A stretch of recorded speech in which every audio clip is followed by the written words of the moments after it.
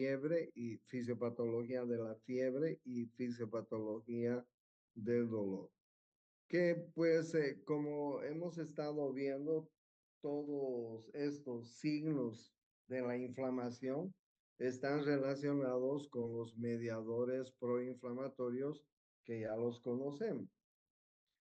Ustedes saben que para medir la temperatura corporal, pues hay hoy en día muchas variedades de termómetros, ¿no? Termómetros que son muy eficaces. Antes usábamos el termómetro axilar, el termómetro bucal, el termómetro rectal, pero ustedes saben que hoy en día hay aparatos electrónicos que están muy bien utilizados, ¿no? Eh, por ejemplo, se puede usar un termómetro que toma muy bien la temperatura en el conducto auditivo externo.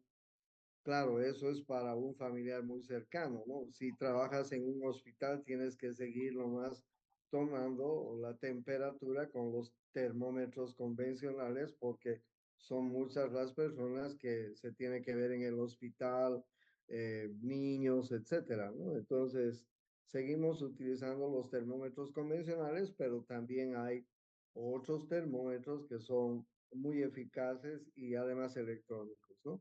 Y como ustedes ven, también hay termómetros que pueden medir, que se los coloca a través de catéteres centrales, como el Swan-Ganz, que es un catéter que se coloca por vía central, que llega hasta la vía central, pulmón, corazón. Y este catéter tiene la posibilidad de tomarnos la temperatura y registrarla permanentemente en una maquinita que los médicos podemos estar viendo, ¿no? Entonces, hoy en día hay muchos aparatos que nos miden la temperatura. Como ustedes están viendo, cuando hablamos de fisiopatología de la fiebre, intervienen muchos mediadores que también son mediadores de la inflamación, les decía, ¿no?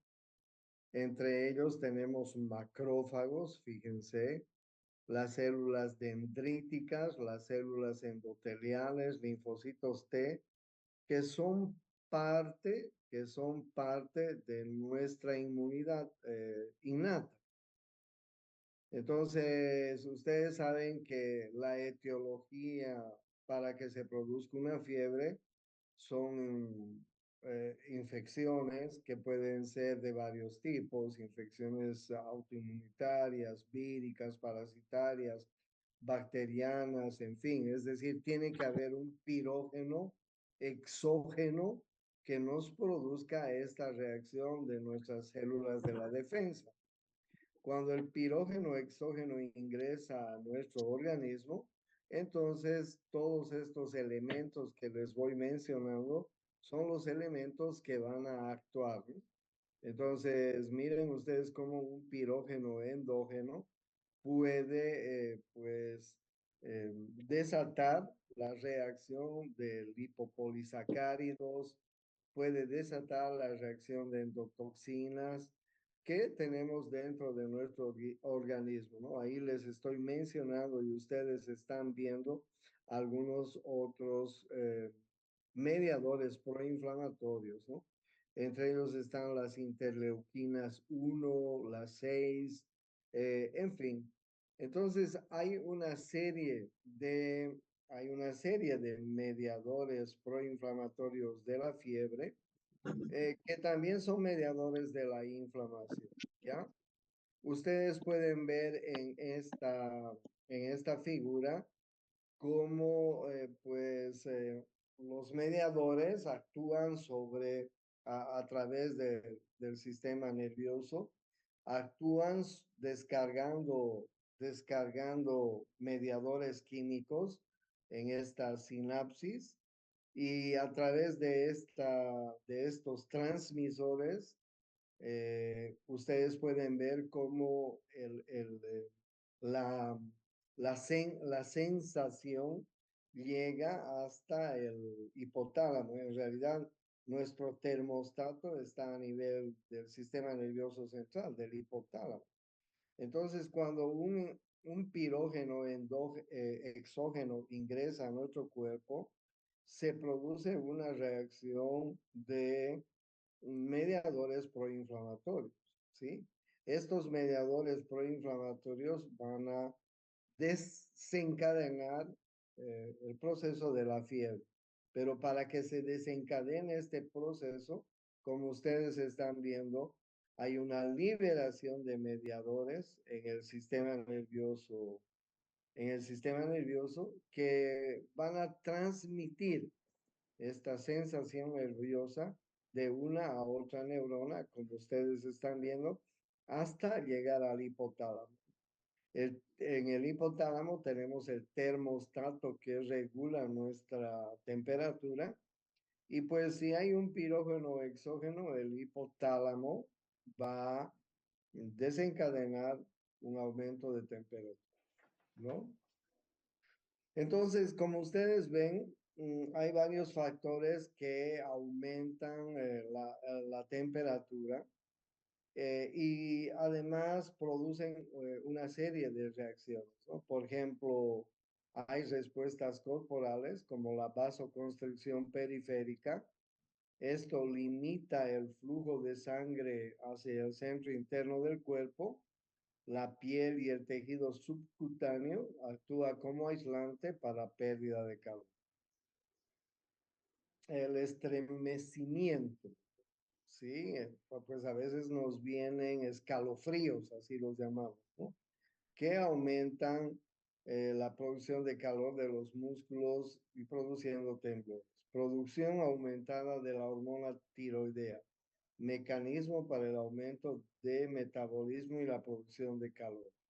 Con contracción de los músculos pilomotores. Reduce la pérdida de calor por superficie cutánea. Se pone la piel de gallina. Producción aumentada de adrenalina. Aumenta la producción de calor asociada con el metabolismo.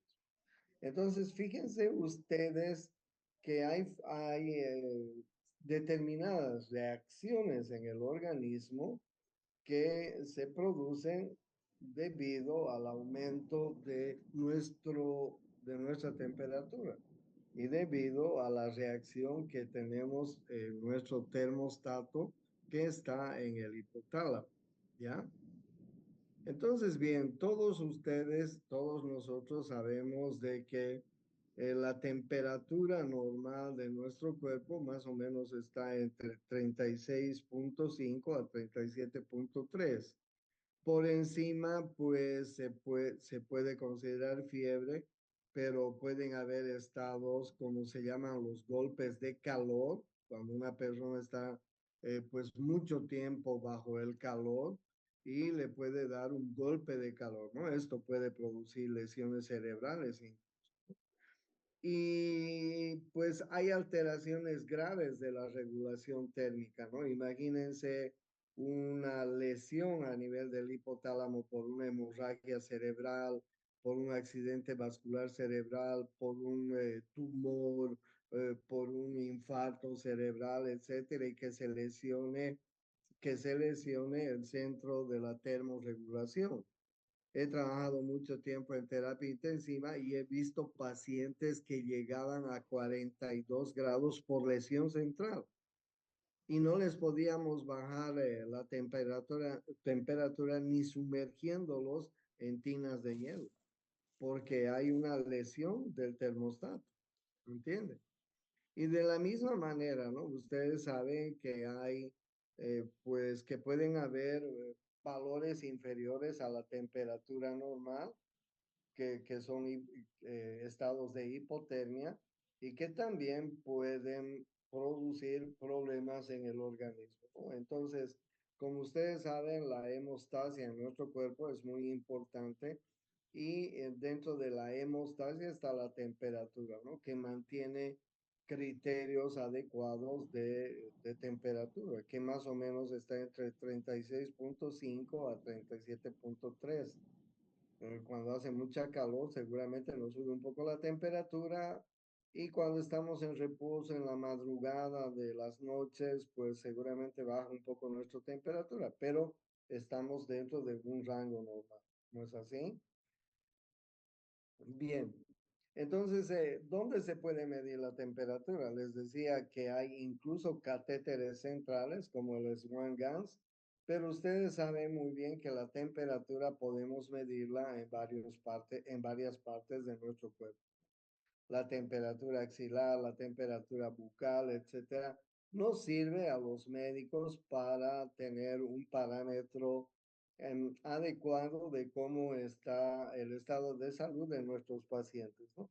Pero ustedes no se olviden que junto con la variación de la temperatura también hay otros efectos colaterales cuando tenemos fiebre en nuestro organismo. O sea, incluso podríamos detectar si un paciente tiene elevada la temperatura, pues viendo otros parámetros, ¿no? La frecuencia cardíaca se eleva, la frecuencia respiratoria se eleva, el paciente presenta dolor, náuseas, vómitos, en fin, una serie de parámetros que nos ayudan a medir, a mensurar el estado de la temperatura. Entonces, bien, ¿cuáles son los factores de producción de calor en nuestro cuerpo? El metabolismo basal, obviamente, ¿no? El metabolismo basal celular orgánico es uno de los factores importantes que producen temperatura.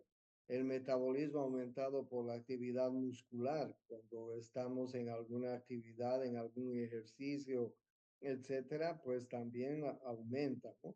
El incremento metabólico por la tiroxina, el efecto de las catecolaminas por estimulación simpática, adrenalina y noradrenalina, el incremento de la temperatura en las propias células del organismo, ¿ya?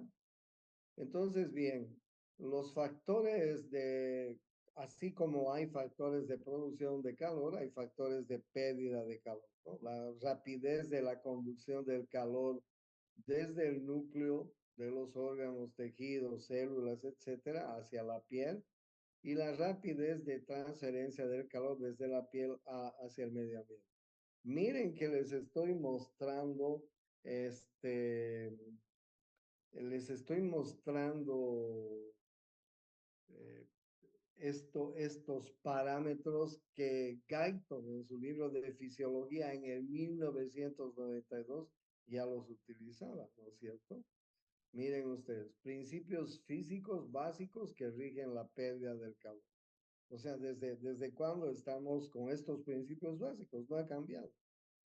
A través de la radiación perdemos el 60%, a través de la evaporización perdemos el 22%, a través de la convección perdemos el 12%, a través de la conducción perdemos el 3%. Entonces, son principios básicos físicos que rigen la pérdida de calor. Fíjense ustedes, ¿no? Y ya les decía que el centro termorregulador está en el hipotálamo, más propiamente en el núcleo preóptico anterior y posterior. Y ustedes saben que tenemos en la periferia de nuestro organismo y también en el interior neuronas que son sensibles al calor y al frío, ¿sí? Es muy interesante la vía, cómo se transporta el calor, les voy a mostrar enseguida. Pero además ustedes pueden ver que hay otros mecanismos que alteran la temperatura corporal, ¿no? Mientras hay mecanismos que reducen la temperatura, como la vasodilatación, la sudoración, la disminución de la producción del calor, hay mecanismos que elevan la temperatura, como la vasoconstricción, la piloerección, el aumento de la producción de calor. ¿Ya? Entonces yo les decía dónde está el termostato en los núcleos preóptico anterior y posterior del hipotálamo. Entonces hay receptores centrales, hay mecanismos efectores, hay estructuras integradoras que intervienen en el control nervioso de la temperatura. Bueno, ¿cuál es la patogenia de la fiebre? Claro, esto es muy importante porque pueden ser desde infecciones, como ustedes ven, infecciones a muchos microorganismos, pueden haber traumatismos mecánicos, pueden haber enfermedades neoplásicas, pueden haber trastornos hematopoyéticos, pueden haber accidentes vasculares cerebrales, infartos del miocardio, infartos pulmonares, infartos cerebrales. Pueden haber mecanismos autoinmunitarios que aumentan la temperatura, trastornos metabólicos agudos y alteraciones. Entonces, miren ustedes la patogenia de la fiebre, todos estos elementos, ¿ok? Entonces, bien, como les decía, los pirógenos exógenos son los que van a, los pirógenos exógenos son los que van a desencadenar la liberación de pirógenos endógenos. Y dentro de estos pirógenos endógenos, como ustedes ven, tenemos prostaglandinas, linfocitos, polimorfonucleares, fibroblastos y un sistema de conducción muy interesante que es el que nos va a producir la fiebre. ¿Sí? Ustedes vean las funciones del pirógeno endógeno, interleucina o interleuquina 1, uno de los principales mediadores proinflamatorios de la fiebre es la interleuquina 1. Aumenta la proliferación de los linfocitos B, mayor producción de anticuerpos, activa a la célula, a los linfocitos T helper, mejora la función quimiotáctica para los polimorfonucleares y monocitos, mayor actividad antimicrobiana, activa fibroblastos para sintetizar colágeno que interviene en la reparación de tejidos en infección. O sea, este pirógeno endógeno o interleuquina 1 es uno de los principales protagonistas en el aumento de la temperatura. ¿Ok? Y ustedes vean, pues, las reacciones o las funciones mejor que puede cumplir cuando es liberado el pirógeno endógeno. No se olviden porque les voy a preguntar en el examen estas funciones del pirógeno endógeno y además que ustedes tienen que saber que es el principal protagonista, mediador pro fiebre, ¿no? En este caso, ¿ya? ¿Cuáles son los acompañantes de la fiebre? Claro, ustedes como médicos tienen que saber que no solamente viene el aumento de la temperatura cuando tenemos fiebre, hay una serie de síntomas sistémicos. Las mioartralgias son importantes, el malestar general, la cefalea, los escalofríos, pues si la fiebre es muy alta puede dar hasta convulsiones, delirio en los niños, es muy importante, ¿no? En los niños hay que prevenir a los padres que no pueden permitir que la temperatura de sus niños se eleve demasiado porque eso puede ser causa de convulsiones, ¿no?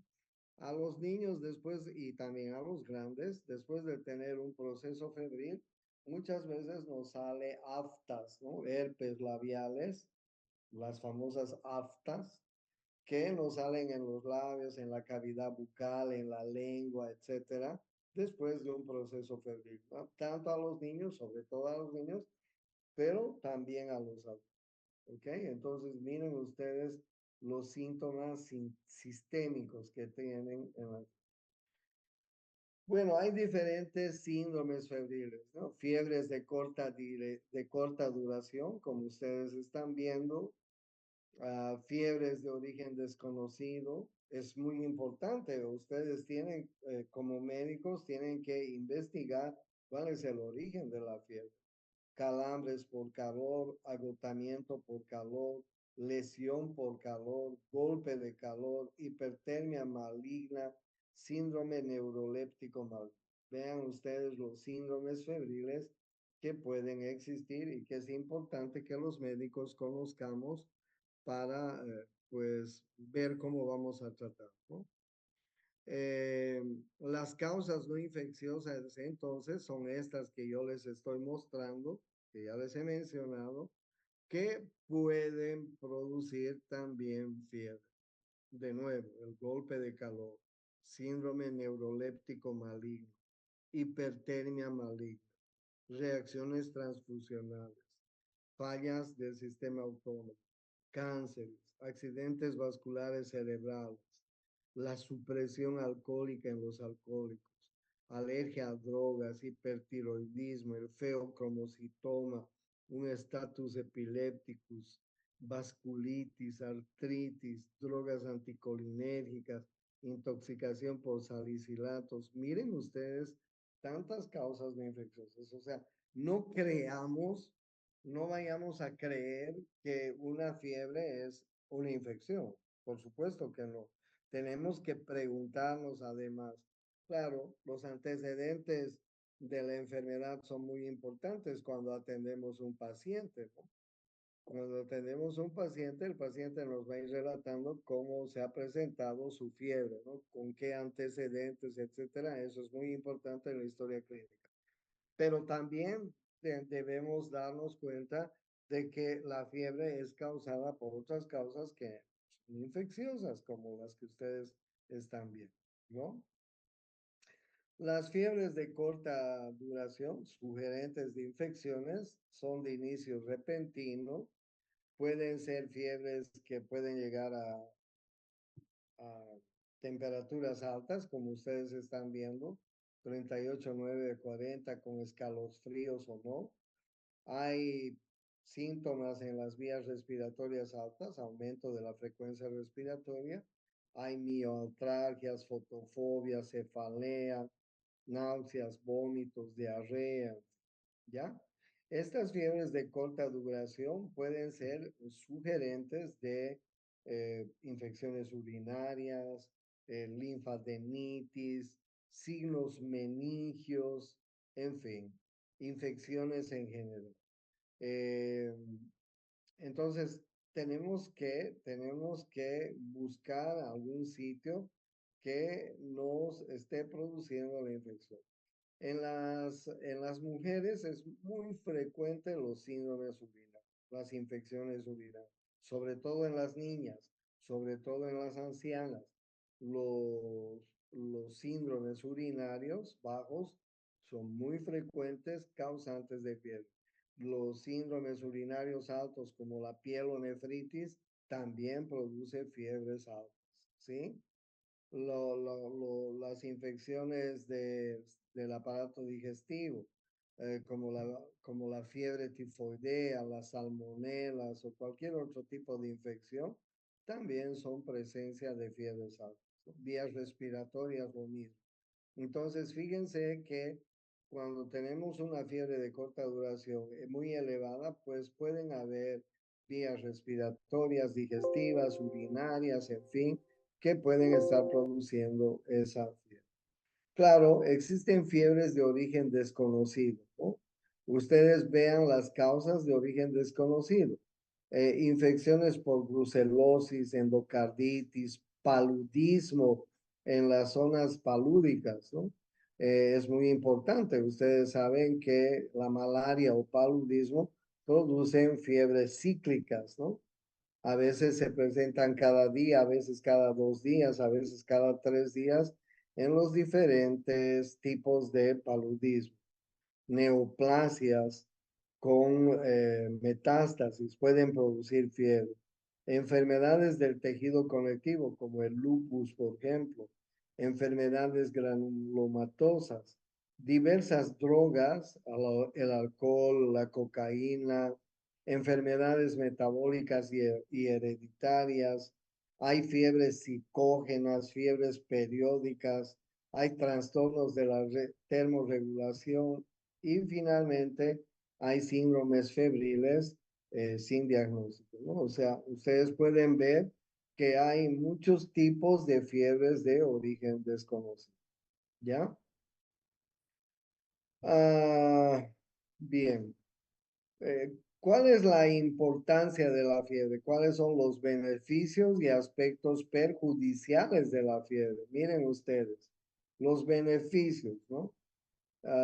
Pues la piretoterapia en la neurosífilis, artritis reumática y cáncer diseminado. Es decir, se liberan elementos de mediadores profebriles que nos van a alertar a los médicos.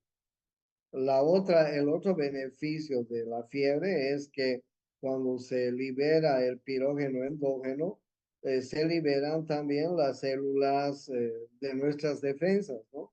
Y esto va a aumentar la fagocitosis y la quimiotaxis de nuestros polimorfos nucleares hacia el lugar de las infecciones. Los beneficios, perdón, los perjuicios que nos pueden dar la fiebre aceleran los procesos metabólicos, el desgaste muscular y la pérdida de peso, ¿no? Si tenemos fiebre por mucho tiempo, por muchos días, pues el desgaste muscular y la pérdida de peso son muy importantes. Claro, nos van a producir desequilibrios hidroelectrolíticos, ¿no es así? Nos pueden producir pérdida de líquidos, de electrolitos, e inclusive pueden precipitar crisis convulsivas, ¿sí? Entonces, ustedes saben cómo es la orientación terapéutica en este tipo de síndromes. Los antipiréticos en muchas ocasiones pueden enmascarar. Por eso es que antes de iniciar, de empezar a usar antipiréticos, antiinflamatorios, analgésicos, primero lo que debemos hacer los médicos, orientarnos hacia un diagnóstico, ¿no? Podemos utilizar medios físicos, que eso es muy importante también, ¿no? Y bueno, la farmacia vamos a encontrar muchos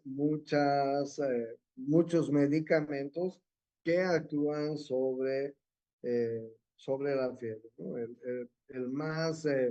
El primero, el clásico es la aspirina, el ácido acetil salicílico, el acetaminofeno es muy bueno también. En fin, también es importante que se pueda rehidratar al paciente si ha habido pérdida de líquidos y electrolitos, ¿no? Bien, ustedes saben que también pueden haber enfermedades por bajas temperaturas, ¿no? Aclimatación al frío, hipotermia por enfermedad aguda accidental por inmersión, lesiones locales por congelación. Muchas personas tienen problemas de aclimatación al frío, ¿no? Los que vivimos en este medio, por ejemplo, en Santa Cruz, donde normalmente pasamos la mayor parte del año con calor, que nos lleven pues a un lugar muy frío, pues nuestro cuerpo va a sufrir, ¿no? Hipotermia por enfermedades agudas accidentales como la inmersión en aguas heladas es también una hipotermia importante. Lesiones locales por congelación también es importante, ¿sí? Entonces ustedes pueden ver que dentro de la hipotermia hay esos eventos que les estoy mostrando y otros como eventos neurológicos, drogas que alteran y producen hipotermia porque alteran la percepción al frío. Hay una pérdida de calor por vasodilatación, inhiben la generación del calor, ¿sí? Hay alteraciones metabólico-endocrinas, como en la insuficiencia suprarrenal, en el mixedema, en la hipoglucemia. Pueden haber también sepsis, septicemia, shock sépticos, cetoacidosis diabéticas, insuficiencias cardíacas, infartos coronarios, accidentes vasculares cerebrales que pueden producir hipotermia. ¿Ok? El manejo de la hipotermia, como ustedes están viendo, es mantener una vía permeable, el ABC de, el ABCDE en realidad, ¿no? El A es vía aérea, el B es respiración El C es cardiocirculación. En el A tenemos que verificar la vía aérea, si la vía aérea está expedita. En el B es la respiración. Tenemos que verificar si el paciente tiene una buena respiración. Si no, hay que darle respiración con mascarilla, con cánula, si llega el caso, intubarlo, en fin. El C es cardiocirculación. Hay que ponerle una buena vía y pasarle líquidos y electrolitos, ¿no? A través de una vía. Ese es el ABC, el manejo terapéutico, cuando hay este tipo de eventos, ¿no? El recalentamiento es muy importante, ¿no? El recalentamiento externo es muy importante. Hoy en día hay frazadas, mantillas especiales que calientan el organismo cuando tenemos una hipotermia severa. Bueno, existen otros medios que alguna vez podemos utilizarlos como ustedes están viendo, ¿ya? Bien, les decía que teníamos que ver además de la fiebre, tenemos que ver el dolor. Si me permiten, por favor, voy a cambiar de diapositiva.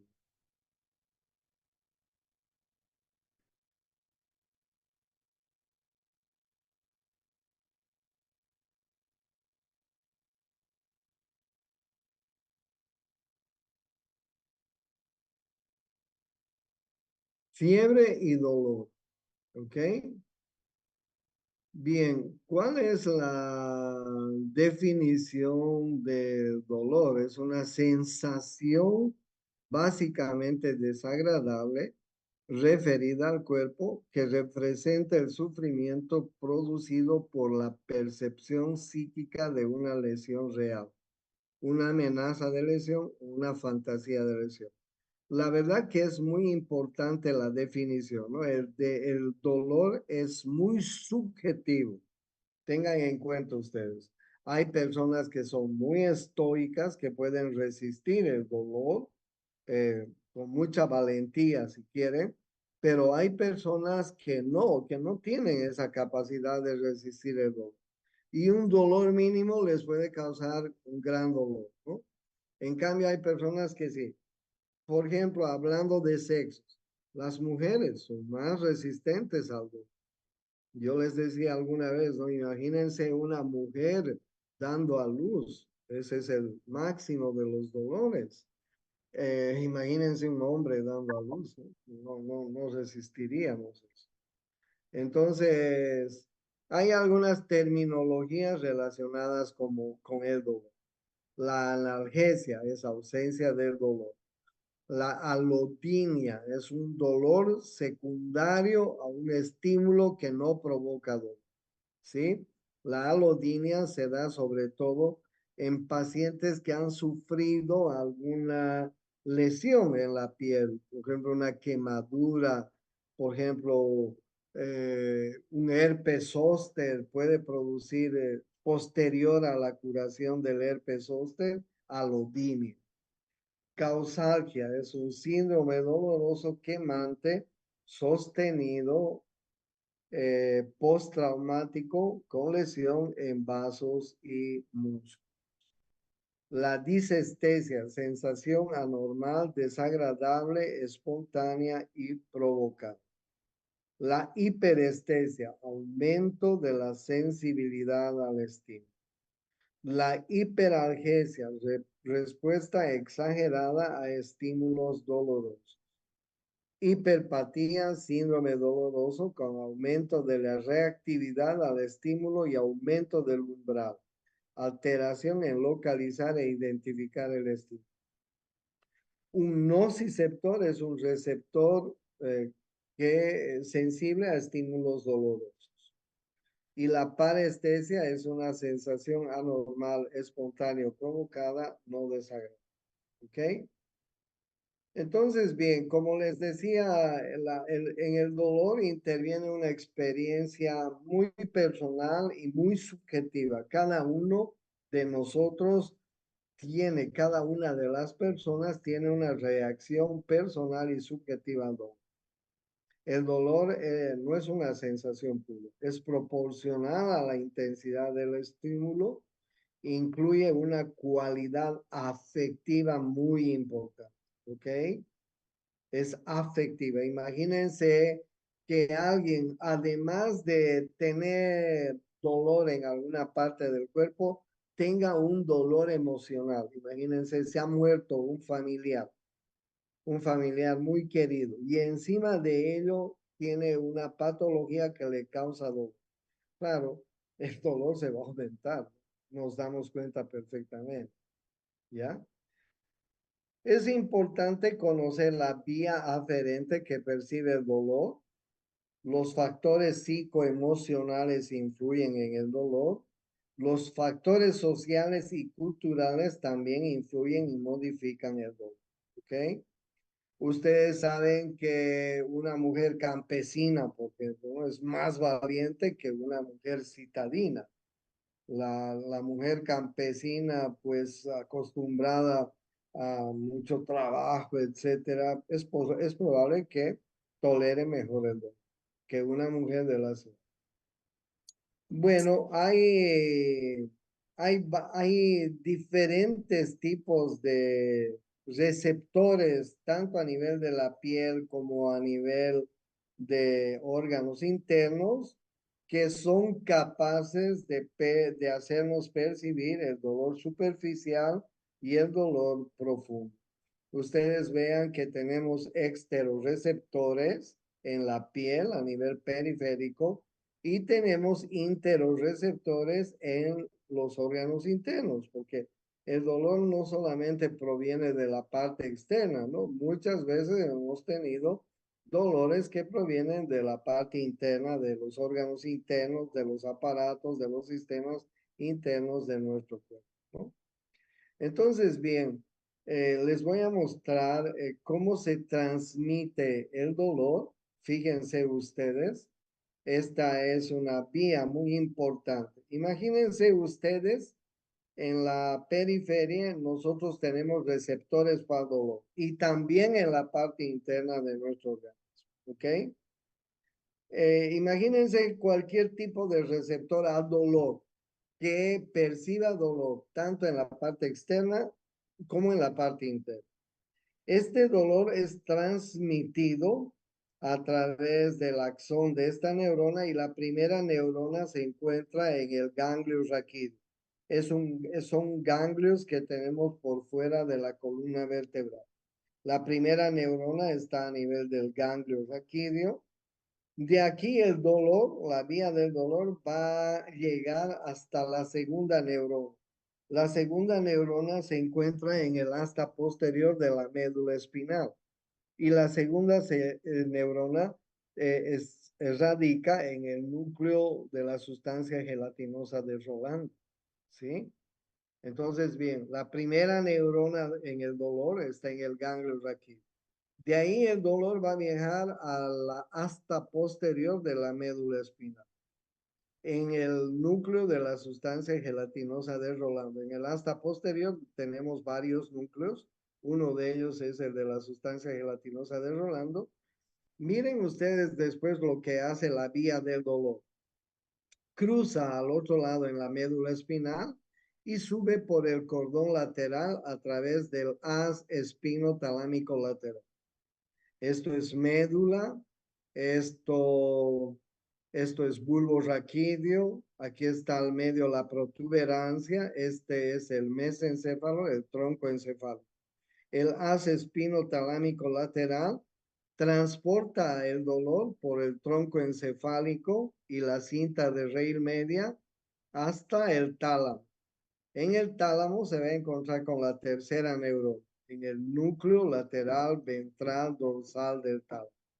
Y desde ahí, la tercera neurona se va a conectar con la cuarta neurona a través del brazo posterior de la cápsula interna, y la cuarta neurona se encuentra en la corteza cerebral, en la circunvolución post-rolándica o post-central, en el área 1, 2 y 3 de Broca. En realidad, en esta circunvolución no solamente es la vía del dolor. Ustedes ven, no solo es dolor, es además calor y frío. Pero también se recibe en esta circunvolución que les muestro en el área 1, 2 y 3 de Brodmann, se recibe otras sensaciones, como por ejemplo el tacto fino, el tacto grosero, sensaciones afectivas, en fin. ¿Ok? Entonces, el centro de nuestras sensaciones, de todos los tipos de sensaciones que percibimos, está en la corteza cerebral, en la circunvolución postcentral o postromántica, áreas 1, 2 y 3 de Broca. Ahí es donde llega la sensación del dolor, en este caso del calor y del frío, ¿ok? Fíjense ustedes cómo se transmite a través de cuatro conexiones neuronales, de cuatro sinapsis, si ustedes quieren, la vía del dolor. Esto es importante que conozcamos porque de esta forma es como llega hasta la corteza cerebral, la vía termoalgésica. Lleva impulsos de dolor y temperatura, no se olviden. Entonces, ya saben ustedes que el haz espinotalámico lateral es el haz que transporta el dolor y la temperatura hacia la corteza cerebral. Bien, ahora nosotros tenemos muchos mediadores dentro de- del dolor, así como tenemos mediadores proinflamatorios, también tenemos muchas sustancias químicas o algogénicas, como ustedes están viendo. Tenemos aminas biógenas, como ustedes están viendo, una serie de aminas biógenas. Ahí ustedes pueden ver todas las aminas biógenas que pueden ser liberados en la inflamación y son estimulantes de las terminaciones nerviosas que transmiten el dolor. ¿Ok? El 5-hidroxitriptano, la histamina, la bradicinina, las prostaglandinas, etcétera, son aminas biógenas. Tenemos la sustancia P, que es un neurotransmisor que interviene en la transmisión que les acabo de mostrar, ¿sí? Activa en las postsinapsis neuronal y en la nocicepción central. La somatostatina es un péptido de fibras sensoriales que inhibe la transmisión y tenemos también reflejos espinales y simpáticos que intensifican la nocicepción, la recepción hacia el dolor. Entonces, ustedes pueden ver que hay sustancias químicas o algogénicas, también se llaman así, que modulan el dolor. Por eso es que nosotros utilizamos muchos medicamentos para calmar el dolor. No se olviden algo. La primera causa por la cual un paciente nos busca es precisamente el dolor. Cuando un paciente tiene dolor, se acuerda del doctor, se acuerda de la doctora, se acuerda del médico. ¿Ok? Bien, tenemos ahí otros mediadores que ustedes están viendo, encefalinas, endorfinas, péptidos neuroactivos, que son moduladores del dolor, ¿ok? Estos moduladores del dolor son los encargados de intensificar la calidad del dolor, ¿ok? Si es un dolor leve, moderado o muy alto, ¿sí? Entonces, bueno, y también tenemos en la modulación del dolor algunos péptidos que nos llaman péptidos de la felicidad, que pues nos afectan, nos modulan también el dolor. Las endorfinas que son secretadas por el cerebro, afectan el humor, la función endocrina, digestiva, respiratoria en relación al... O sea que por un lado tenemos mediadores pro dolor, y por otro lado tenemos péptidos que antagonizan con el dolor. ¿ok? Que tratan de disminuir el dolor. Tenemos receptores opiáceos localizados en áreas asociadas con emoción. Es decir, tratan de antagonizar el dolor en nuestro organismo. Bueno, ¿cuáles son las características del dolor? El dolor puede ser superficial, puede ser somático profundo, puede ser visceral. El dolor superficial, pues lo localizamos, es fácil, lo podemos palpar, ¿sí? Y el paciente siempre nos va a percibir el punto de origen del dolor. Identifica la cualidad del estímulo, ¿sí? En cambio, el somático profundo y el visceral, pues a veces el paciente no localiza, no identifica el punto de origen, ¿no? Más bien nos va a decir cómo está reflejado. Imagínense, por ejemplo, un cólico biliar. Un cólico biliar no es puntual en el punto cístico, no es un dolor referido y el paciente refiere el dolor. Por ejemplo, un dolor de cólico renal. El dolor de cólico renal, cuando hay un cálculo en la vía urinaria, es un dolor que se tiene en las fosas lumbares, pero que se irradia hacia los genitales externos. En la mujer hacia la vulva, hacia los labios mayores, en el hombre hacia el testículo, el pene. El dolor de la pancreatitis es un dolor en sí. El dolor de la apendicitis o es un dolor también en la fosa ilíaca derecha que se refleja hacia la parte posterior de la. Entonces, cada uno de los dolores somáticos y viscerales son dolores que no son puntiformes, sino tienen un referido. El dolor del infarto del miocardio, por ejemplo, es un dolor en el precordio como una puñalada que se refleja hasta el omóplato, ¿no? Y el paciente dice, tengo un dolor como si me hubieran dado una puñalada. Es un dolor muy intenso. El dolor del parto, ni qué decir. Entonces, bien, los dolores superficiales están en relación con los dermatomas, ¿no? Ustedes pueden ver en estas figuras los diferentes dermatomas que son inervados por los diferentes nervios periféricos que tenemos en el organismo. En el organismo tenemos 31 nervios periféricos, si ustedes se acuerdan de anatomía. Tenemos 8 nervios cervicales, 12 nervios torácicos, 5 nervios lumbares, 5 nervios sacros y un sí. Cada uno de estos nervios tiene una zona de inervación que se llama dermatoma. Y en esta figura ustedes pueden ver los diferentes dermatomas en el dolor superficial. ¿Ok? En el dolor superficial. Entonces, bien, yo les decía que hay los dolores viscerales son realmente reflejados, ¿no?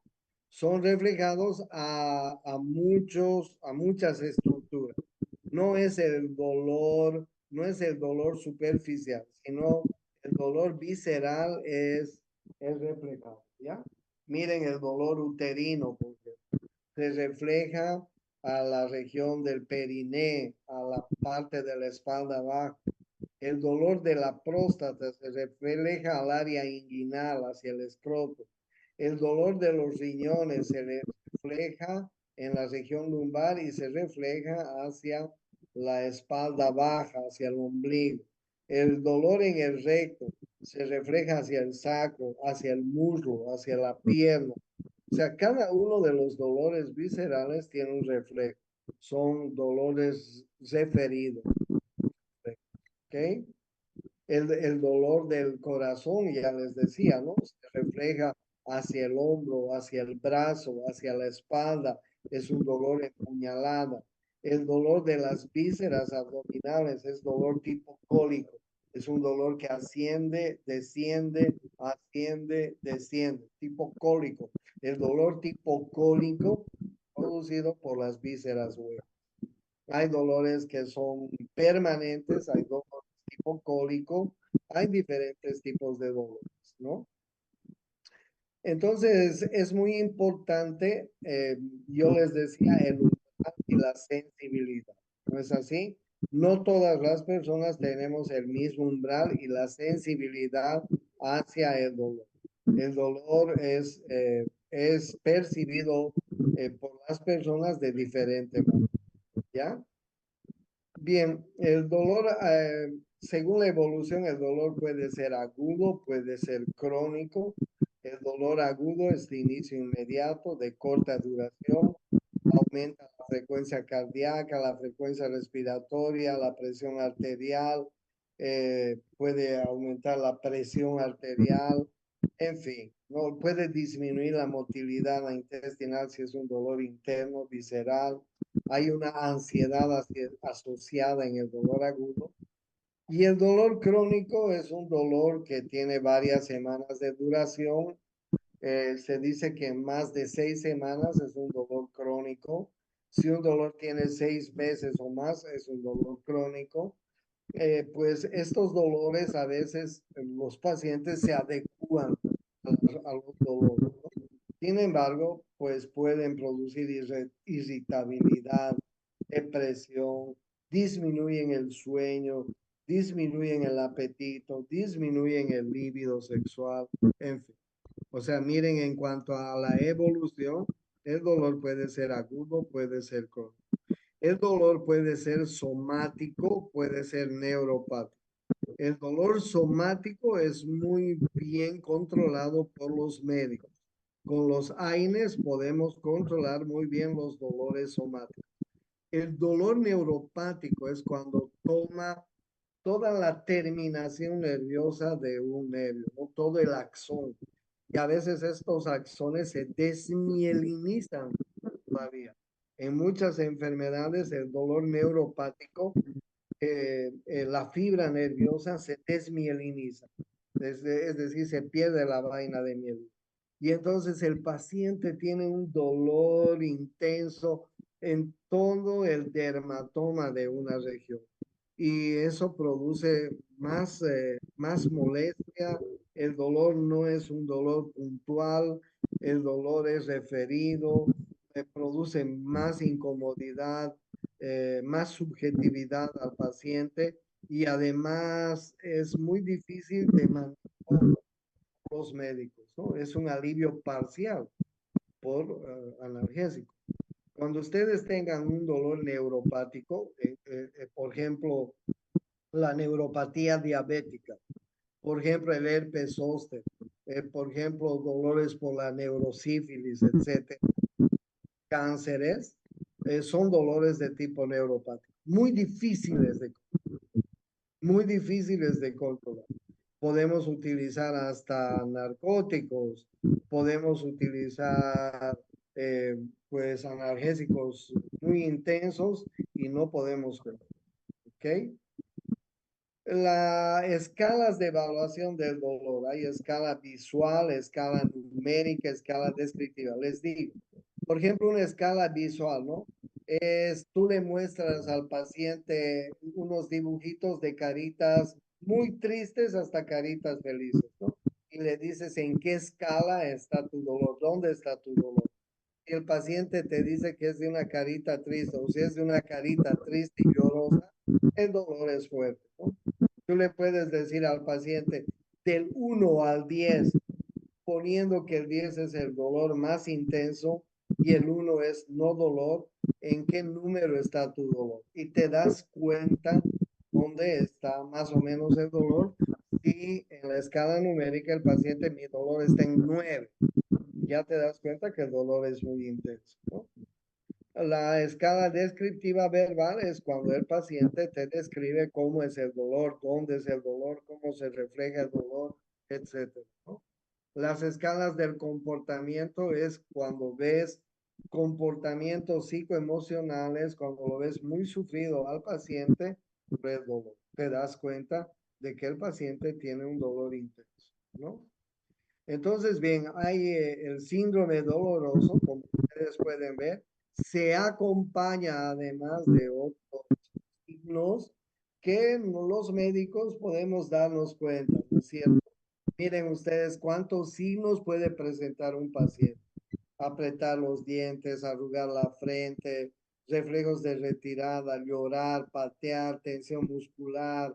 En fin, ustedes vean ustedes cuántos signos pueden acompañar a palidez, sudoración, aumento de la frecuencia cardíaca, respiratoria, de la presión arterial, náuseas, vómitos, en fin, una serie de signos que pueden acompañar a.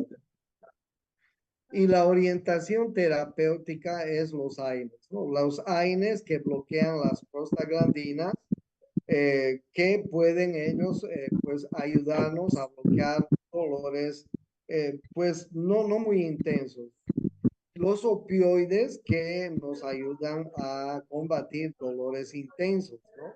Pero hay que tener cuidado con utilizar analgésicos opioides, que ustedes saben que pueden producir, eh, pueden hacer que los pacientes se acostumbren a eso, ¿cierto? Entonces, hay que tener cuidado cuando usamos analgésicos opioides, porque el paciente puede acostumbrarse a ese medicamento, ¿ok? Entonces, miren, esta es una escala muy bonita. En el dolor leve, los AINES clásicos, paracetamol, metamizol, etc. En el dolor moderado podemos usar el tramadol, la codeína, que son opioides débiles, pero opioides al final. En el dolor severo, opioides fuertes como la morfina, la oxicodona, la metadona, el fentanilo, pero estos analgésicos van a producir acostumbramiento del paciente. Y en el dolor intenso hay métodos invasivos, que, pues podemos bloquear la vía nerviosa cuando el dolor es muy intenso. Un cáncer, por ejemplo, puede producir un dolor muy intenso y muchas veces los médicos bloqueamos la vía nerviosa. ¿Ok? Entonces, esto es lo que les quería contar de la fiebre y el dolor. ¿Ok? He grabado la clase, se las voy a mandar una vez que, mm, que la ordene bien, se las voy a mandar al WhatsApp. ¿Ok? ¿Tienen alguna pregunta? Luis, ¿tú qué tienes? Bien, nos vemos la siguiente clase. Chao, muchachos, hasta luego. Tengo otra clase a continuación. Hasta luego, doctor.